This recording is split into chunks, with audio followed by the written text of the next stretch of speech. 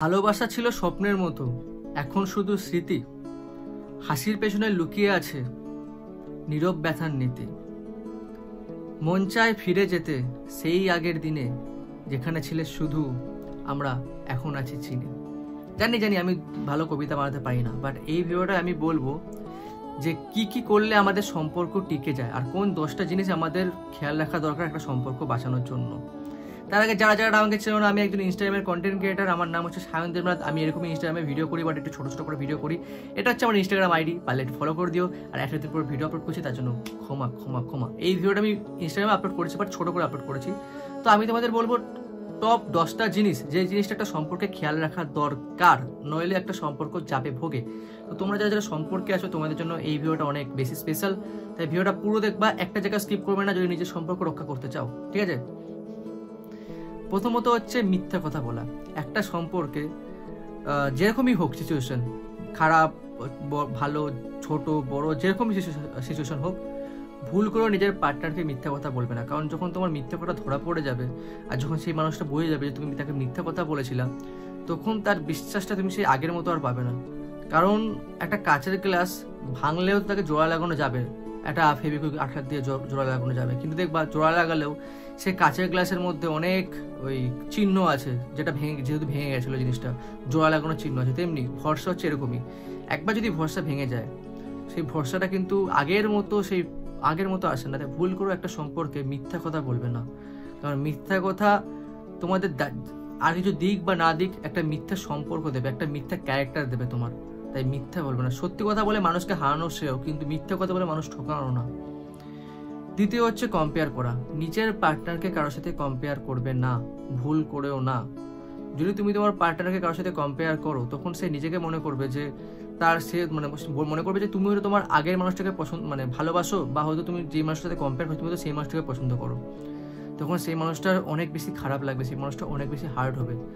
সে মানুষটা বলতে বোঝাতে পারবে না যে সে কতটা আঘাত পাচ্ছে, কিন্তু সে অনেক বেশি আঘাত পাবে। তো কোনোদিনও নিজের পার্টনারকে কারোর সাথে ভুল করেও কারোর সাথে কম্পেয়ার করবে না। তৃতীয় হচ্ছে ইগো ধরে রাখা। আমাদের বলতে আমি তো সিঙ্গেল ভাই, যাই হোক। তো যারা রিলেশনশিপে আছো, তোমাদের ঝগড়া হওয়ার সময় তোমাদের এটা মাথায় থাকে যে আমি আগে সরি বলবো না, ওকে আগে সরি বলতে হবে, নইলে কিন্তু চলবে না। তো এই জিনিসটা মাথা থেকে সম্পূর্ণ সরাতে হবে। কারণ এই আগে পরে করতে করতে না একসময় সম্পর্কটা যখন শেষ হয়ে যাবে, তখন ভাববে যে না, আমার সরি বললে ভালো হতো। তো ইগোটাকে সরিয়ে ওগোটাকে আনতে হবে। কারণ ইগো ধরে রাখলে সেই ইগোটা কিন্তু পরিণাম ভালো না, একদম বেকার। তোমরা ভাবো না যে তোমার পার্টনার যেরকমই হোক, তুমি তো ভালো, তো তুমি কেন সরি বলছো না? দোষ জারি থাকো, সম্পর্কটা বাঁচানোর তো আগে, মানুষটা তো আগে।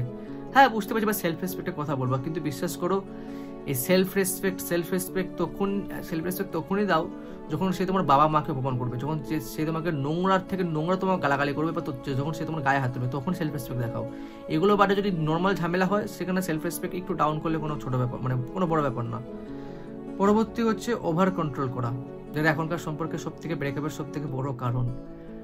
তুমি তোমার পার্টনারকে অনেক কিছু করতে বারণ করো, এটা করা যাবে না, ওটা করা যাবে না, এই করবো না, ওই করবো না। ওটা কমাতে হবে। কারণ ওটা মনে হবে কি তোমার পার্টনার যে তুমি কন্ট্রোল করছো, তুমি তাকে কেয়ার করছো না।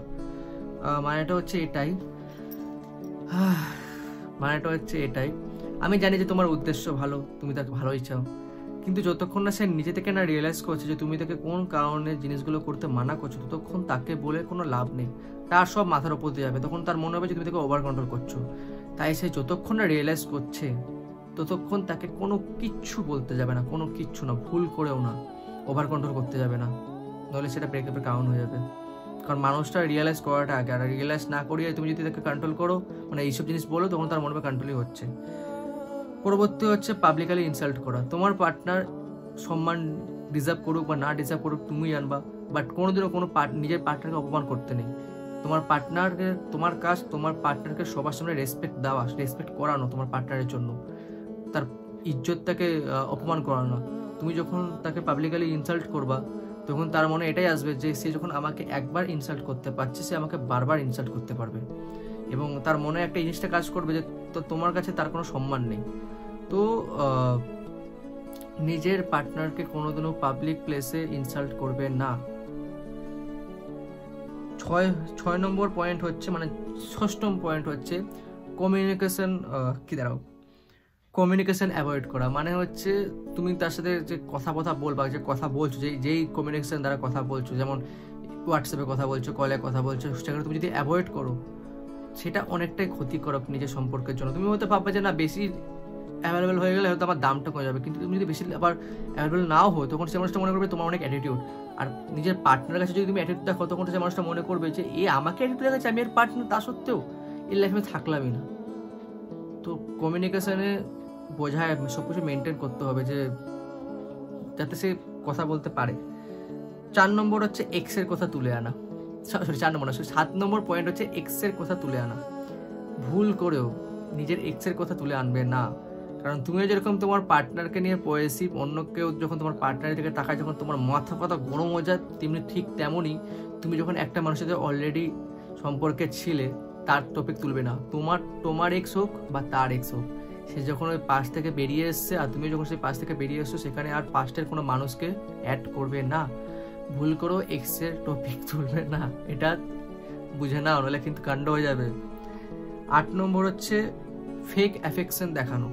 ফেক অ্যাফেকশন দেখানো বলতে হচ্ছে যেমন হচ্ছে তুমি সবকিছু মানে ওর জন্য সবকিছুই করছো, বাট মন থেকে করছো না, ফেক দেখাচ্ছ। মানে তুমি জাস্ট মানে খুশির জন্য একটা কাজ করলে, বাট তুমি এটা মন থেকে করোনি, ওটা ফেক অ্যাফেকশন বলা হবে।